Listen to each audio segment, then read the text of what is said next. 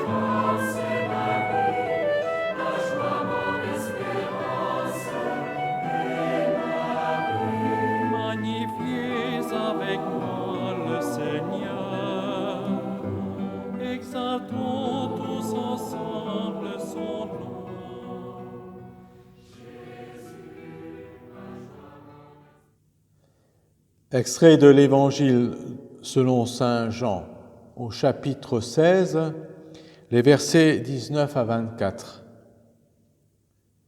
Jésus comprit qu'ils voulaient l'interroger, et il leur dit : « Vous discutez entre vous que j'ai dit : encore un peu de temps, et vous ne me verrez plus, encore un peu de temps, et vous me reverrez. Amen, amen, je vous le dis, vous allez pleurer et vous lamenter, tandis que le monde se réjouira. Vous serez dans la peine, mais votre peine se changera en joie. La femme qui enfante est dans la peine parce que son heure est arrivée, mais quand l'enfant est né, elle ne se souvient plus de sa souffrance. Tout heureuse qu'un être humain soit venu au monde. Vous aussi, maintenant, vous êtes dans la peine, mais je vous reverrai, et votre cœur se réjouira, et votre joie, personne ne vous l'enlèvera.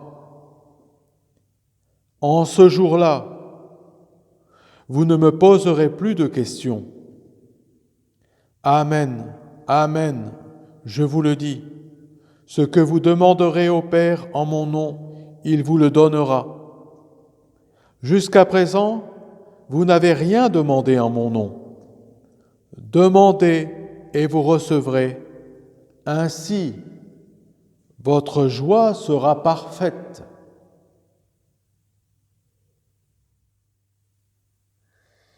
Vous l'avez entendu, il est plusieurs fois fait mention de la joie dans cet extrait de l'Évangile de Jean. Je voudrais donc m'arrêter un peu avec vous sur l'importance que revêt la joie dans nos vies. La joie n'est pas donnée à tout le monde, car elle n'est pas dépendante des conditions sociales, elle est dépendante d'une culture de l'esprit et d'un travail sur soi pour la trouver et la garder. Je dis qu'elle n'est pas dépendante des conditions sociales, car on sait tous qu'il y a des riches malheureux et des riches heureux, qu'il y a des pauvres malheureux et des pauvres heureux.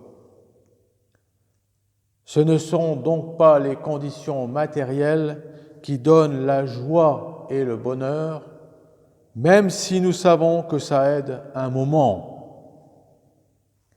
Je dis un moment car, une fois passée l'euphorie de se sentir à l'abri du besoin, de se sentir totalement à l'aise même. Ces conditions nouvelles ne modifient en rien la possession intérieure de la joie. La privation, la perte de biens ou de personnes, surtout, peut affecter la joie temporairement, voire même définitivement, si un travail n'est pas fait intérieurement pour tenter de retrouver la joie, c'est-à-dire la joie de vivre. À quoi peut-on reconnaître cette joie de vivre ? Je pense que cela est dû au fait d'avoir des repères forts, des repères qui portent en avant quelles que soient les conditions matérielles. Je pense que c'est la possession d'un trésor intérieur qui ne peut se perdre que si on l'alimente, dès lors qu'on l'entretient en permanence. La joie intérieure permet de nous repérer dans l'espace et dans le temps, dans notre espace, dans notre temps, dans notre lieu de vie et dans le temps que nous vivons, dans l'époque que nous vivons. La joie intérieure, c'est ce qui permet de se réjouir pour éviter de dire « jouir de l'essentiel ». Quand on a perdu ou quand on a gagné, qu'est-ce qui fondamentalement nous fait vivre et nous anime ? Le simple fait d'être, la simple capacité de comprendre la chance que nous avons de vivre et d'exister encore pour un temps. La chance que nous avons de vivre et d'exister encore pour un temps. Cela peut nous réjouir fondamentalement et durablement. La capacité de comprendre qu'on peut encore thésauriser, c'est-à-dire acquérir encore et toujours plus de joie en ce monde. Cela nous pousse en avant et nous procure déjà, rien qu'en y pensant, la joie que nous ciblons. Mais il y a un chemin pour cela. C'est celui de savoir s'arrêter et de réfléchir à ce qu'on est, à ce qu'on peut encore être, à ce qu'on veut, et réfléchir à ce qu'on pourra plus tard encore vouloir. Pour un certain nombre de personnes, la vie s'écoule jusqu'à l'effondrement sans même y penser. Pour d'autres qui réfléchissent davantage, la vie s'écoule en se renouvelant. Dans le deuxième cas, c'est la capacité de thésauriser intérieurement qui différencie. La joie intérieure et extérieure, c'est donc la manifestation que rien ne nous manque fondamentalement. Quand je dis fondamentalement, je ne dis pas matériellement. Les éternels insatisfaits manifestent toujours autour d'eux leur manque fondamental de joie intérieure. Mais ne les ciblons pas trop vite, car sans y prendre garde, nous pourrions tout un chacun devenir éternellement insatisfaits.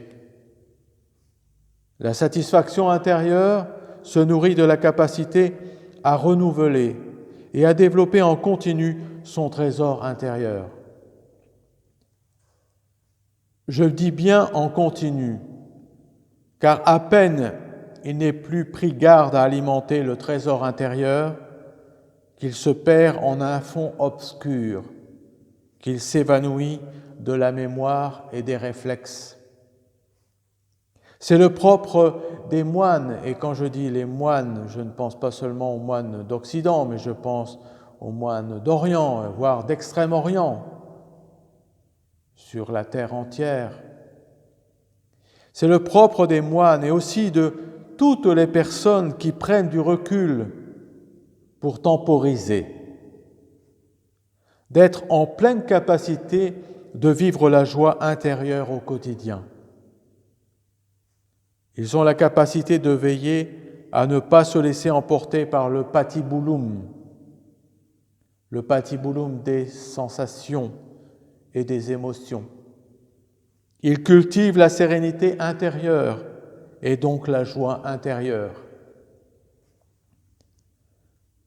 Si je m'exprime ainsi, c'est pour m'appuyer sur le texte d'aujourd'hui dans lequel Jésus prévient ses apôtres de se préparer à l'inévitable de sa disparition.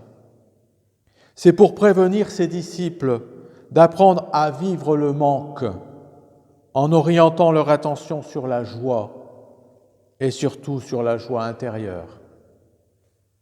Au verset 20, Jésus dit quelque chose d'assez fort et surprenant dans la bouche d'un religieux.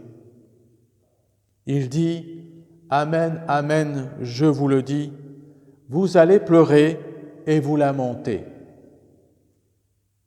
tandis que le monde se réjouira. Vous serez dans la peine, mais votre peine se changera en joie. » Ce tandis que le monde se réjouira m'a interpellé. Ce monde qui se réjouit ne signifie pas que le monde se réjouira de votre tristesse. Cela signifie faites attention à la joie présente dans le monde sous vos yeux. Faites attention à la possibilité de la joie pour vous comme pour d'autres dans le monde. Cela signifie faites entrer la joie en vous.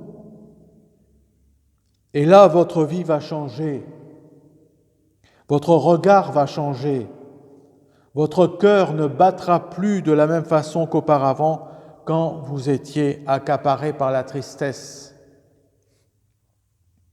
Rechercher la joie, c'est sans doute la seule richesse spirituelle enviable.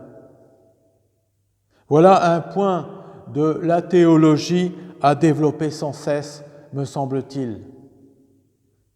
Dire que la joie est un trésor essentiel et existentiel présent dans la création. Dire que la joie est un don divin. Dire que vivre sans joie, c'est déjà mourir de son vivant.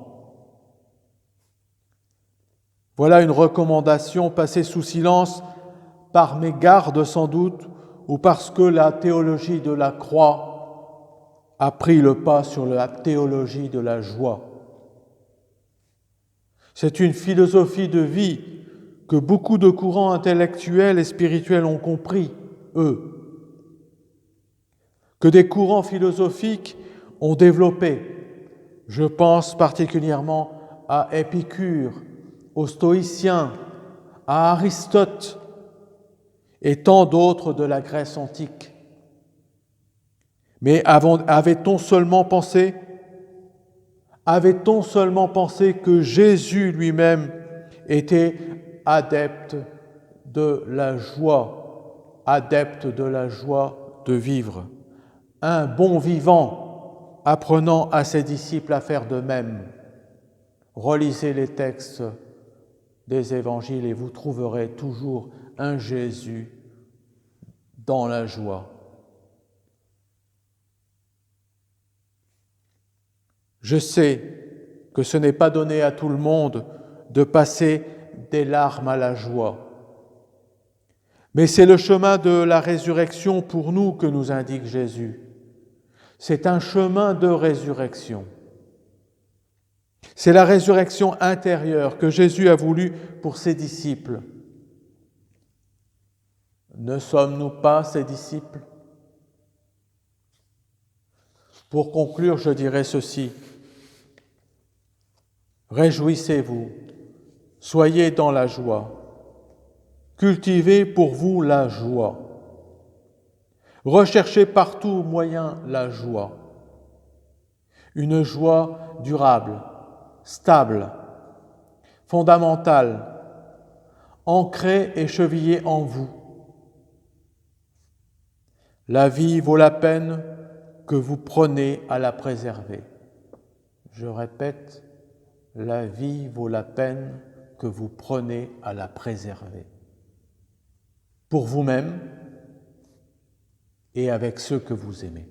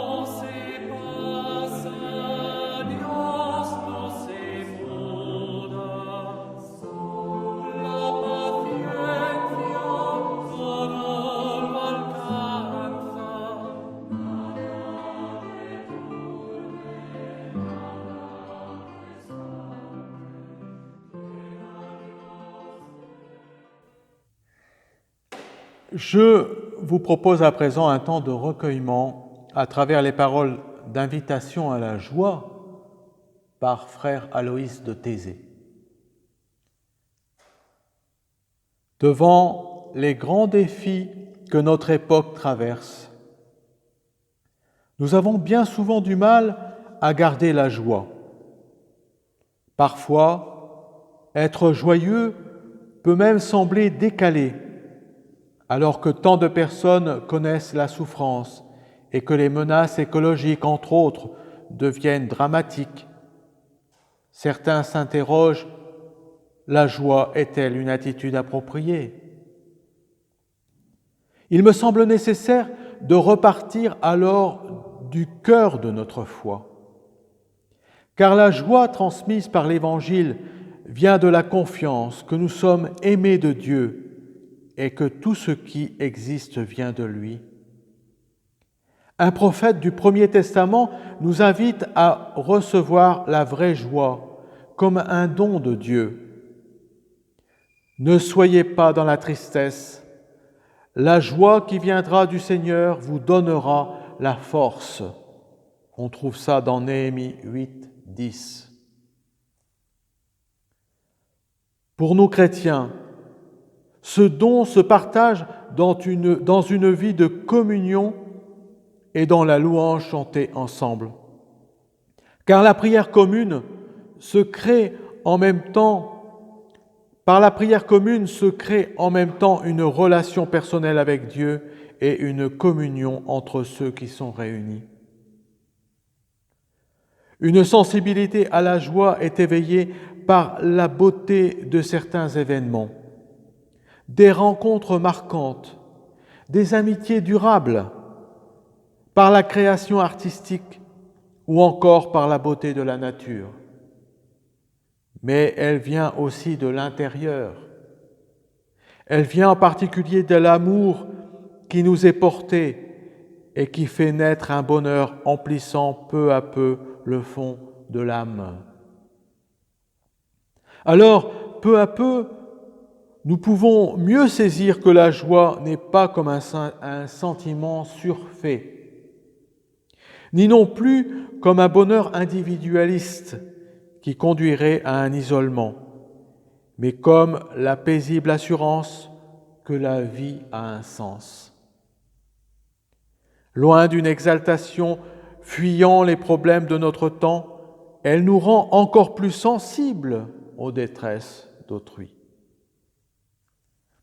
Quand elle est enracinée au plus intime de nous-mêmes, une joie intérieure n'atténue pas la solidarité avec les autres, elle la nourrit. Elle stimule même à travers des frontières pour rejoindre ceux qui connaissent la difficulté. Elle entretient en nous la persévérance pour tenir dans l'engagement de notre vie. Quand nous prenons conscience de l'amour que Dieu a pour chacun de nous, nous découvrons un nouveau courage pour élargir notre amitié à tous ceux qui nous sont confiés, et en particulier aux personnes les plus vulnérables. Ainsi, beaucoup consacrent leur vie aux enfants, aux malades, aux exclus, aux migrants. Si nos communautés, nos paroisses, nos groupes de jeunes devenaient toujours davantage des lieux de bonté du cœur et de confiance, des lieux où nous nous accueillons mutuellement, où nous cherchons à comprendre et à soutenir l'autre, des lieux où nous sommes attentifs aux plus faibles, à ceux qui ne sont pas de notre cercle, à ceux qui sont plus pauvres que nous. Élevons à présent notre esprit vers le Dieu et Père de toute joie et disons-lui la prière recommandée par Jésus. Notre Père, qui es aux cieux, que ton nom soit sanctifié, que ton règne vienne, que ta volonté soit faite sur la terre comme au ciel. Donne-nous aujourd'hui notre pain de ce jour. Pardonne-nous nos offenses, comme nous pardonnons aussi à ceux qui nous ont offensés. Et ne nous soumets pas à la tentation, mais délivre-nous du mal, et donne-nous la joie. Maintiens en nous la joie. Amen.